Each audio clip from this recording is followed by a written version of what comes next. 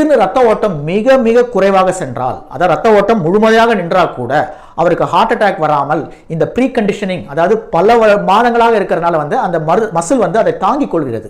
இந்த தாங்கிக் கொள்ளும் சக்தியை தான் இஸ்கீமிக் ப்ரீ கண்டிஷனிங்னு சொல்லுவோம். ஸோ அவங்களுக்கு வந்து ரத்த ஓட்டம் ரொம்ப குறைவாக இருந்தாலும் வலி வருமே தவிர மாரடைப்பிலிருந்து அவங்க வந்து தப்பிச்சுக்கிறாங்க.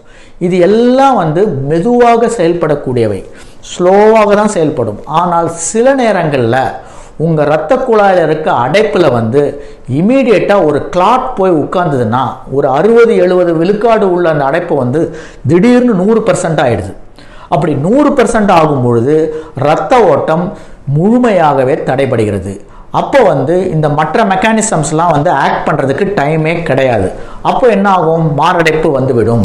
இருப்பினும் கடைசியாக இந்த மெக்கானிசம் மூலம் இந்த மாரடைப்பை நம்ம இதயத்தினால தடுக்க முடியும். இதைத்தான் ஃபைப்ரினோலைசிஸ்ன்னு சொல்லுவோம்.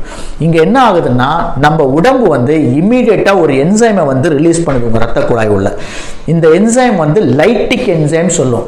அதாவது இந்த கிளாட்டை வந்து கரைத்து விடுகிறது.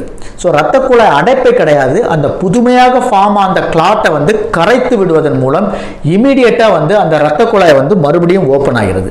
ஸோ இந்த 4 மெக்கானிசம் மூலம் உங்கள் இதயம் வந்து தானாகவே ஹார்ட் அட்டாக்கை தடுக்கின்றது.